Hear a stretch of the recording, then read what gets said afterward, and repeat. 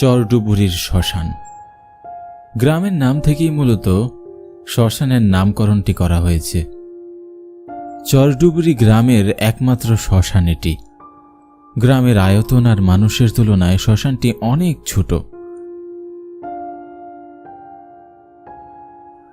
আবার তার মধ্যে শ্মশানের পাশেই রয়েছে মস্ত বড় একটি বটগাছ। বটগাছটির কারণে শ্মশানের প্রায় অর্ধেক জায়গায় ব্যবহার করা যায় না। মস্ত বড় এই বটগাছটি প্রায় ৮০ থেকে ১০০ বছর পুরনো হবে। তাই তো গাছটির ডাল থেকে পাতা বেরিয়ে দড়ির মতো ঝুলে ঝুলে পড়েছে। লোকে আবার এই লতাগুলোকে বলে গাছের দাড়ি। দাদা নানাদের আমল থেকেই এই গাছটি এখানে আছে। আগে সমস্যা না হলেও এখন গ্রামের জনসংখ্যা বেড়ে যাওয়ার কারণে গাছটি নিয়ে সবার খুব সমস্যা হচ্ছে। তাই গ্রামবাসীরা সবাই মিলে গ্রাম প্রধান বহির কাকার কাছে গেলেন গাছটির সমাধান করতে।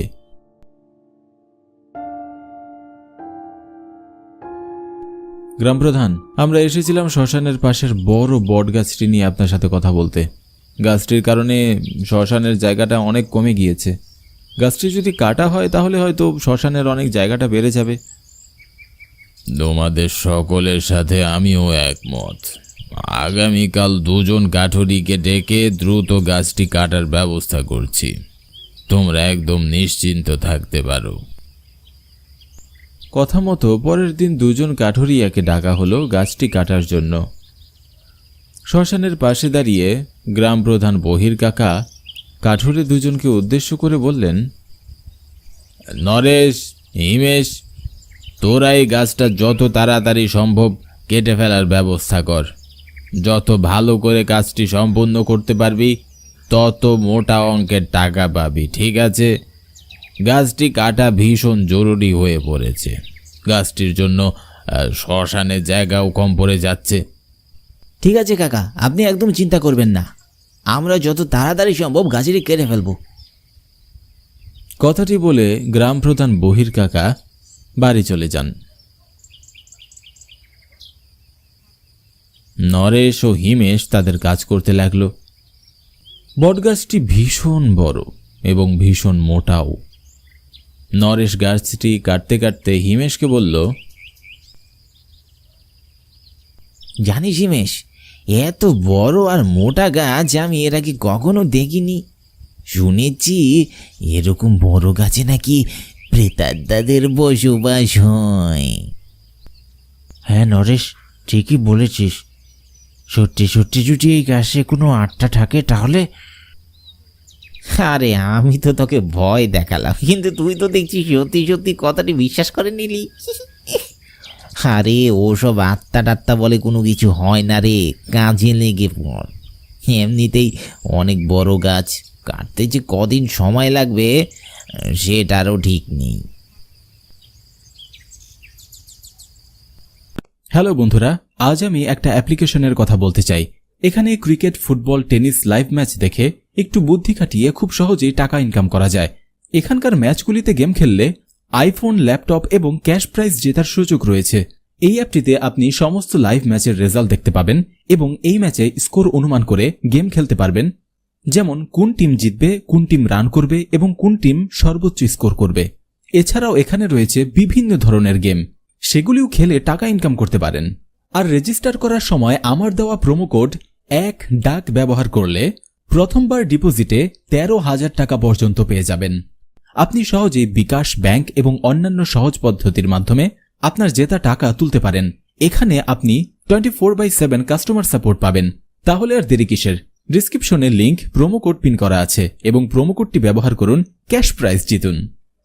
তারপর তারা ২ জন আবারও গাছ কাটতে শুরু করল। এদিকে দুপুর গড়িয়ে প্রায় সন্ধ্যা হতে চলেছে। হঠাৎই আচমকা এক দমকা হাওয়া বইতে লাগল। নরেশের ভিতরে কেমন যেন ভয় লাগলো। সে হিমেশকে বলল, হিমেশ, আজ এই পর্যন্তই থাক, আমি বেশ ক্লান্ত আর খুব খিদেও পেয়েছে। চল আজকের মতো বাড়ি ফিরে যাই। হ্যাঁ রে নরেশ, চল, আমারও খুব খিদে পেয়েছে। আজ খেয়ে বিশ্রাম করব, কাল আবার বাকি কাজ করা যাবে, ঠিক আছে? এই বলে নরেশ আর হিমেশ গাছ কাটা বন্ধ করে বাড়ির দিকে রওনা দিল।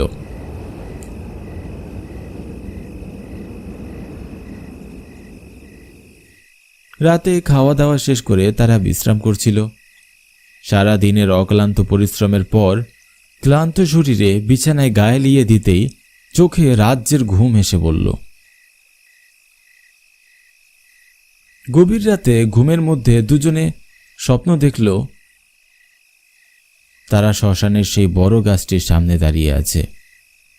বট গাছটির ডালে একজন চাদর মুড়ি দেওয়া লোক উল্টো দিক হয়ে বসে আছে আর তাদের বলছে, তোরা মরবি, নিশ্চিত মরবি, আমার গাছ কাটলেই তোরা মরবি।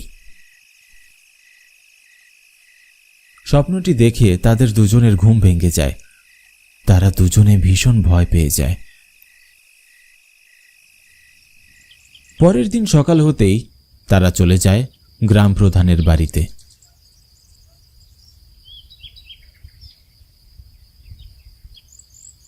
গ্রাম প্রধান বহির কাকাকে গিয়ে তারা রাতের স্বপ্নের কথা বলল।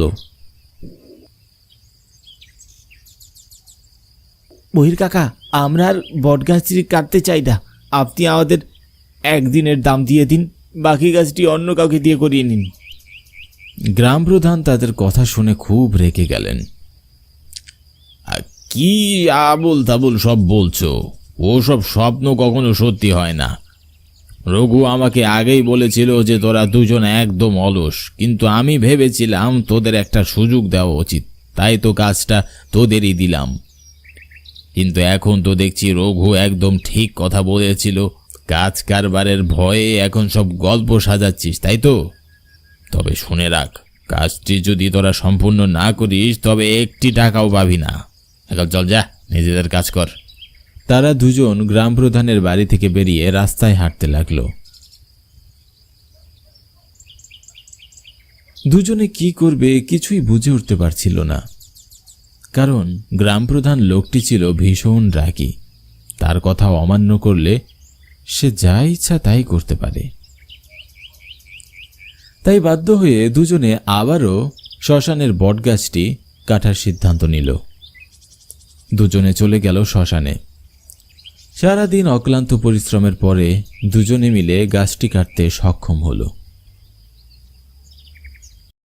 হিমেশ, গাছ তো শেষমেশে কাটলাম, কিন্তু কিছুই তো হলো না। আমরা খামোকা ভয় পাচ্ছিলাম। তুই ঠিকই বলেছিস। আচ্ছা চল, এই সন্ধ্যা নামতে চলেছে, গ্রাম প্রধানের কাছ থেকে টাকা নিয়ে তারপর বাড়ি যাব। হ্যাঁ ঠিক আছে, চল। দুজনে গাছটি কেটে রওনা দিল গ্রাম প্রধানের বাড়ির উদ্দেশ্যে। গ্রাম প্রধানের কাছে গিয়ে তারা দুজনে তাদের মজুরি চায়। কাকাবাবু, আমরা তো এখন গাছ কেটে শেষ করেছি, এখন আমাদের পাওনা টাকাটি আমাদের বুঝিয়ে দিন। টাকা তো অবশ্যই দেব, তবে তার আগে আমি শ্মশানে গিয়ে দেখব গাছটি তোরা ঠিকঠাক কেটেছিস কিনা। তোদের টাকা কাল সকালে এসে নিয়ে যাস। এখন বাড়ি যা। নরেশ ও হিমেশ বাধ্য হয়ে বাড়ি ফিরে যায়। পরের দিন সকাল। গ্রাম প্রধান বাড়ি থেকে বের হলো শ্মশানের উদ্দেশ্যে, গাছটি কাটা হয়েছে কিনা সেটা দেখার জন্য। কিন্তু শ্মশানে পৌঁছে গ্রাম প্রধান যা দেখলেন তাতে ভয়ে গ্রাম প্রধানের হাত পা একদম ঠান্ডা হয়ে যাওয়ার অবস্থা। শ্মশানে গাছটি ঠাই দাঁড়িয়ে আছে, আর মস্ত বড় বড় ডালে ঝুলছে নরেশ ও হিমেশের মরা দেহটি। গ্রাম প্রধান যেন নিজের চোখেই বিশ্বাস করতে পারছিলেন না। কি হচ্ছে এসব ভেবে পাগল হয়ে যাচ্ছিলেন তিনি। কাল সন্ধ্যার সময়ও দুটো ছেলেকে একদম সুস্থ দেখেছিলেন তিনি, কিন্তু সকাল হতেই তাদের মৃত দেহটি দেখছেন তিনি।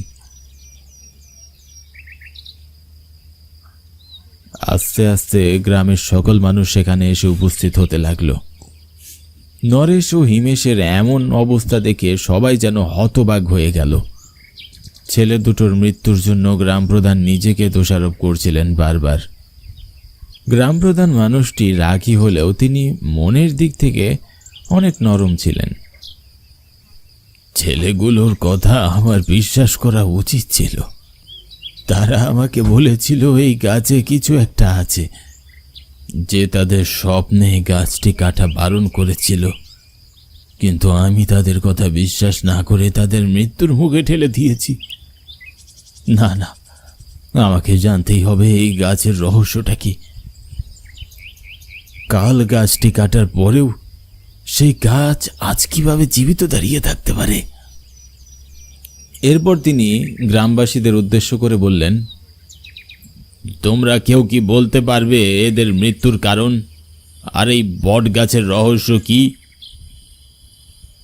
তাদের মৃত্যু বা বটগাছ সম্পর্কে সঠিক কোনো উত্তর পেল না।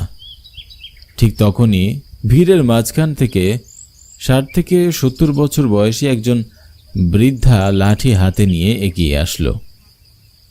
বৃদ্ধাটিকে এগিয়ে আসতে দেখে গ্রাম প্রধান তাকে উদ্দেশ্য করে বলল,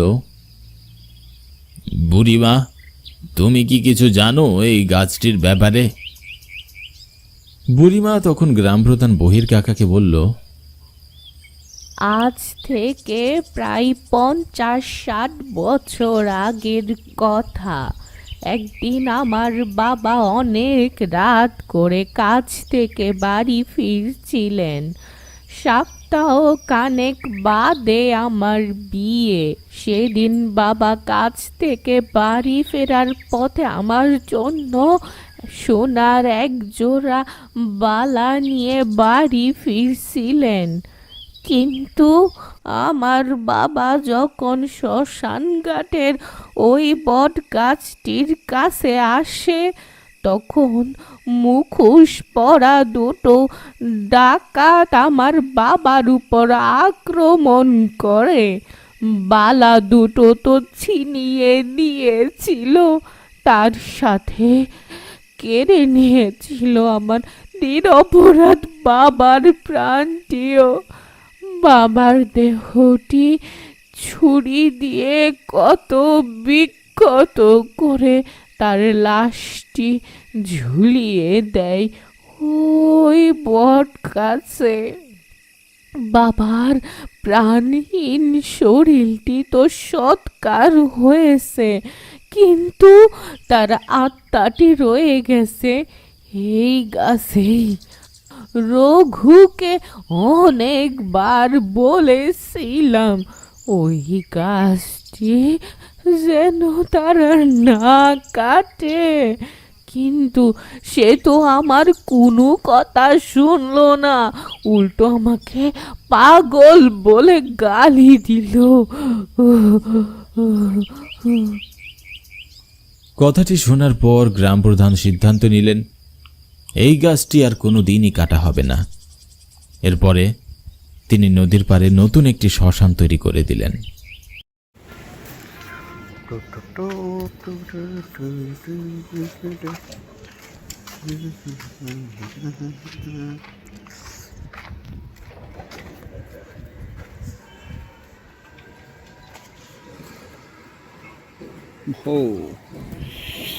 কেদিন সবাইকে চমকে দিল।